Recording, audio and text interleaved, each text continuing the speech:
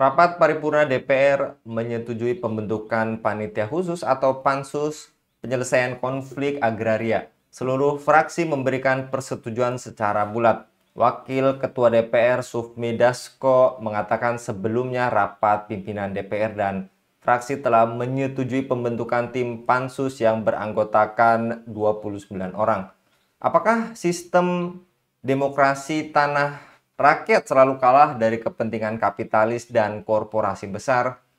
Apa akar kegagalan negara menuntaskan ketimpangan agraria meski reformasi agraria dijanjikan puluhan tahun?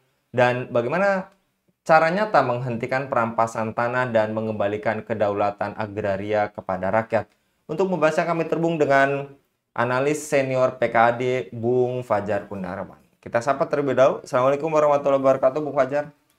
Waalaikumsalam warahmatullahi wabarakatuh. Kang Anggi, apa kabar? Ya, Masya Allah, Alhamdulillah. Mudah-mudahan Bung Fajar pun senantiasa dalam keadaan yang terbaik dan dilindungi oleh Allah SWT dalam setiap aktivitasnya.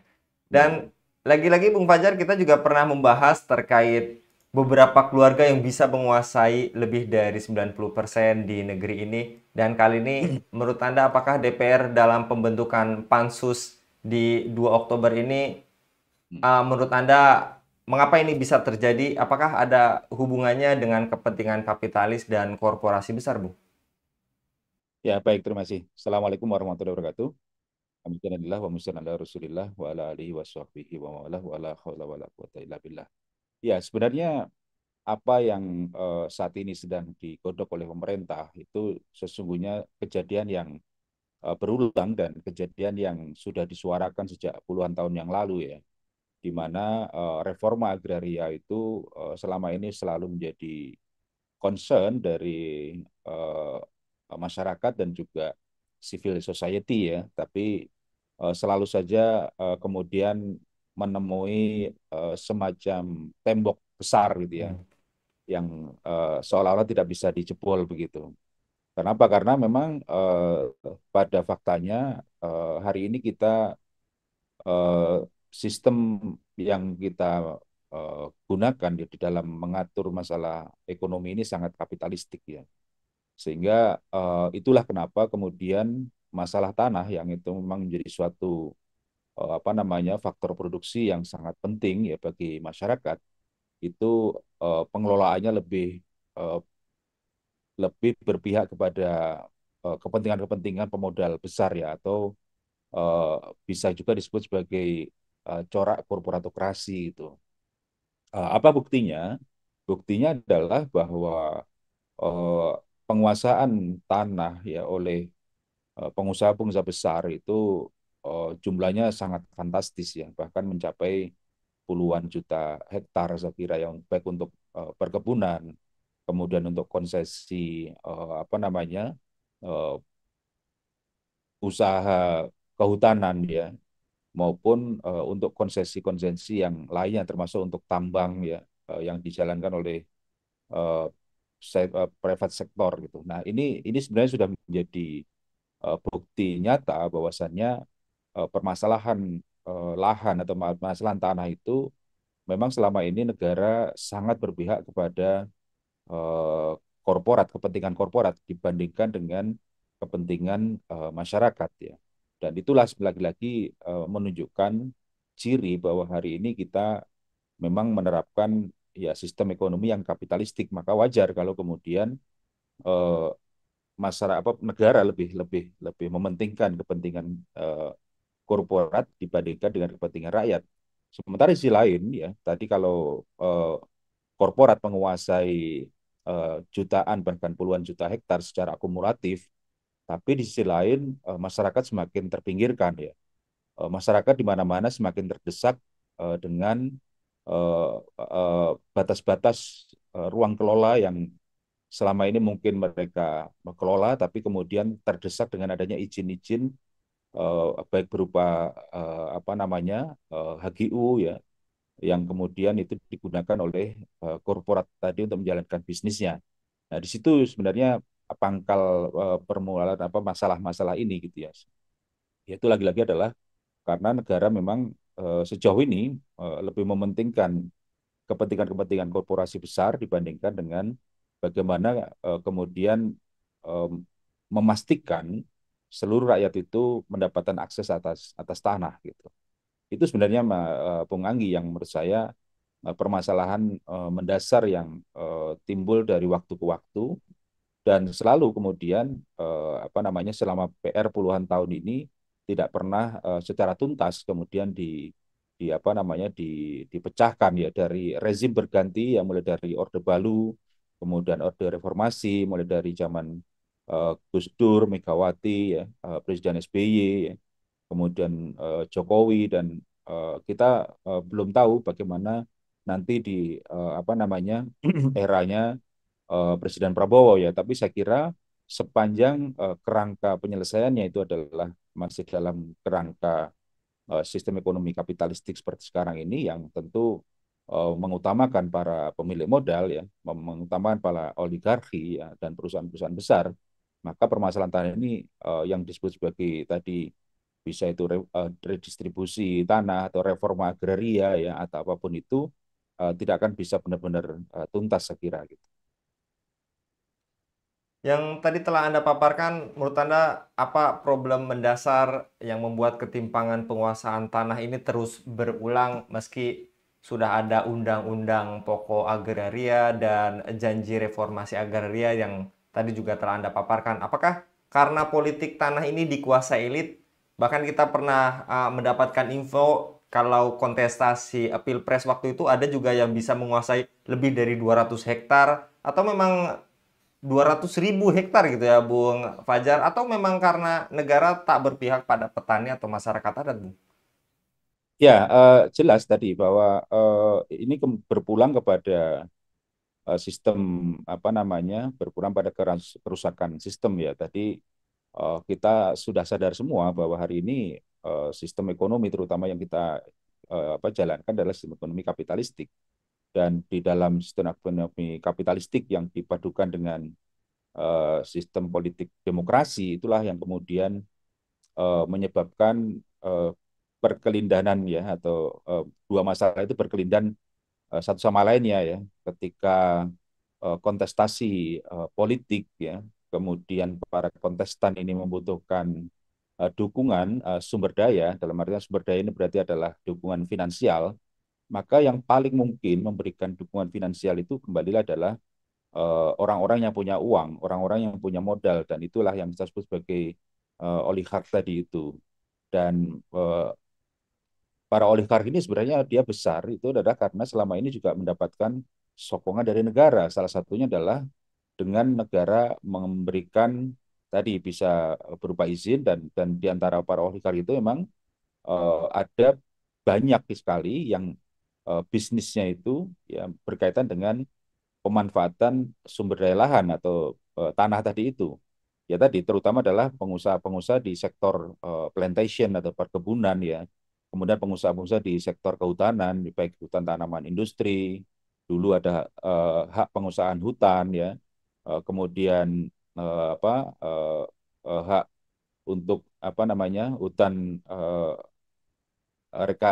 restorasi ekosistem dan sebagainya ya, yang sekarang mungkin berganti menjadi perizinan berusaha pengusahaan hutan atau PBPH. Kemudian juga tadi bisnis di tambang ya, yang semua itu adalah kembali adalah modal utamanya adalah tanah dan ketika apa namanya para oligark tadi itu pada akhirnya mengajukan misalkan perizinan ya untuk mendapatkan konsensi tertentu atas tanah tersebut, ya tentu penguasa atau kontestan yang tadi terpilih menjadi penguasa, pada akhirnya dia akan mementingkan kepentingan dari orang atau pihak yang selama ini telah mensupportnya, support finansial tadi di dalam proses kontestasi politik. Dan inilah yang kemudian membuat dia berhutang budi sehingga ya suatu yang hubungan timbal balik akhirnya ya seperti balas budi seperti itu ketika di dalam proses kontestasi dia disupport penuh oleh para oligark tadi itu. Kemudian ketika dia sudah berkuasa dan maka para oligark tadi juga meminta komitmennya dia agar diberikan apa namanya sejumlah konsesi untuk pengembangan bisnisnya. Dan lagi-lagi akan seperti itu, dan itu kejadian yang terus berulang. Mas Anggi, Bung Anggi bayangkan bahwa satu grup saja, misalkan satu grup perusahaan, itu bisa menguasai ratusan ribu hektar ya, bahkan lebih dari itu. Ada yang menguasai 500 ribu hektar, ada 200 ribu hektar, 300 ribu, dan itu jumlahnya bukannya puluhan, Bung Anggi, tapi bisa ratusan ya. Belum konsesi juga yang diberikan tadi kepada tadi industri ekstraktif ya, terutama adalah tambang, baik tambang batu bara ya, tambang mineral ya, yang semua itu semakin membuktikan bahwa memang selama ini kalau untuk para konglomerat, para oligark tadi itu tidak ada masalah tanah, mereka diistimewakan gitu. Mau minta berapa saja akan dikasih oleh negara gitu. Tapi coba bayangkan di apa petani-petani kita atau orang masyarakat secara umum ya, itu mereka kepemilikan tanahnya cuma 0,0 sekian hektar ya, atau bahkan tidak punya tanah sama sekali. Maka ini kalaupun sudah pernah ada redistribusi tanah, saya kira itu masih sangat terbatas ya dibandingkan dengan tanah-tanah yang tadi yang apa namanya dikelola oleh private sector atau oleh uh, sektor swasta atau oleh oligark tadi itu. Dan ini semua sebenarnya juga dikontribusikan oleh apa namanya cara pandang di dalam sistem ekonomi kapitalis bahwa setiap tanah itu adalah milik milik negara gitu. Padahal jelas bahwa seharusnya tidak semua tanah milik negara gitu karena ada histori kepemilikannya dan seterusnya. Saya kira begitu, Bung Anggi. Dan menurut Anda, apa solusi yang paling realistis untuk menghentikan perampasan tanah rakyat serta mewujudkan keadilan agraria? Bahkan beberapa informasi juga mengatakan perampasan tanah seperti yang ada di proyek strategis nasional seperti PIK 2 atau bahkan Rempang. Menurut Anda apa solusi yang paling realistis? Apakah cukup reformasi sistem saja? Apakah memang harus menelan kenyataan seperti judul kita pada kesempatan kali ini, parlemen sibuk dengan pansus tapi rakyat tetap kehilangan tanahnya, Bung? Ya, saya kira memang apa namanya kita harus menghindari retorika-retorika yang ada di ruang ruang sidang eh, DPR ya selama ini ya. Tidak cukup hanya berhenti di dalam retorika-retorika seperti itu, tapi harus ada suatu perubahan sistem yang mendasar ya, perubahan pola pengelolaan atau sistem pengelolaan ekonomi secara mendasar bagaimana kemudian agar tidak hanya orang-orang yang punya modal yang bisa mendapatkan akses atas tanah, tapi bagaimana caranya agar seluruh masyarakat itu juga punya kesempatan mendapatkan akses atas tanah itu. Dan saya kira apa namanya Islam ya telah memberikan jalan untuk itu. Bagaimana kemudian apa namanya Islam mengakui ya, ada apa namanya hak kepemilikan atas tanah ya. Jadi tanah itu sendiri ya bisa dimiliki oleh individu. Tapi tanah itu juga bisa dimiliki oleh menjadi kepemilikan umum atau bahkan tanah itu juga bisa menjadi atau dikuasai oleh negara. Maka disinilah sebenarnya kalau kita melirik kembali kepada sistem Islam, Islam sendiri sudah punya seperangkat aturan bagaimana mengatur tadi ya apa namanya eh, pola-pola pembagian ya pola pengakuan negara atas hak-hak masyarakat ya sehingga tidak terjadi konflik-konflik yang terus berulang. Dan ketika kemudian dalam Islam tadi misalkan apa namanya ada tanah-tanah yang milik individu atau pemilikan pribadi ya maka negara apapun alasannya tidak boleh memaksa dia untuk melepaskan hak pemilikannya tadi itu atas nama proyek strategis nasional kah atau atas nama kepentingan yang lain ya sepanjang yang memiliki tadi tidak ingin melepaskan maka negara memang tidak boleh semena-mena atau sewenang-wenang kemudian meminta memaksa agar pemilik tadi melepaskan kepemilikannya. Nah, itu saya kira itu akan lebih fair ya kalau kemudian kita tidak terkungkung dengan sistem ekonomi yang kapitalistik tadi itu. Nah, kemudian tidak hanya sebatas itu, saya kira juga Islam itu mengatur bagaimana kemudian tadi kalau ada bicara tentang redistribusi lahan ya, maka Islam pun juga mengakui adanya apa namanya mekanisme pemberian negara. Negara boleh memberikan tanah ya atau lahan itu kepada seseorang, kepada individu-individu yang membutuhkan, karena tanah itu lagi-lagi adalah sebagai faktor produksi ya. Kalau seseorang tidak punya tanah, maka dia tidak mungkin dia berproduksi di pertanian misalkan atau peternakan gitu ya, dan yang lain-lainnya. Negara juga dalam Islam itu bisa atau dalam konteks sistem Islam, maka seseorang juga bisa menghidupkan sebuah tanah yang mati atau ihyaul ma'wat disebut seperti itu. Apa itu artinya? Artinya adalah bahwa untuk tanah-tanah yang sudah lama lebih dari 3 tahun kemudian tidak dikelola oleh pemiliknya atau siapapun, maka orang yang kemudian secara proaktif menghidupkan tanah itu, menggarap tanah itu, apa namanya, membangun sesuatu di atasnya, maka itu juga harus diakui sebagai sebuah hak yang legal ya di dalam sistem Islam ya. Nah, itu saya kira yang hari ini juga apa namanya, pangkal masalah juga karena banyak juga tanah-tanah yang bahkan mungkin ratusan atau ribuan atau ratusan ribu hektar juga yang itu tergolong kepada tanah mati. Artinya tanah yang memang sudah lama tidak dikelola oleh seseorang atau tidak dikelola juga oleh yang memegang hak dan sebagainya, maka itu dalam Islam maka harus di apa bisa di apa masuk ke dalam ya al tadi itu atau upaya untuk menghidupkan tanah-tanah mati tadi itu. Kemudian juga ada skema waris yang tentu ini juga menjadi apa namanya concern, menjadi satu hal yang bisa mengantarkan kepada tadi kepemilikan atas tanah itu. Jadi saya kira memang eh, kalau mau reforma agraria secara total, maka menurut saya tidak akan cukup kalau hanya kita melakukan tadi pembentukan pansus ya terkait reforma agraria dan seterusnya. Sepanjang kerangka penyelesaiannya itu hanya masalah masih berputar pada sistem ekonomi yang kapitalistik itu, karena lagi-lagi kalau tetap dalam kerangka sistem yang sama, maka yang pasti akan dimenangkan adalah kelompok-kelompok atau orang-orang yang punya modal gitu ya. Mereka lah yang selama ini sudah menanam investasi kepada para apa namanya penguasa ya, yang tentu itu tidak bisa di apa namanya dilupakan sama sekali oleh mereka.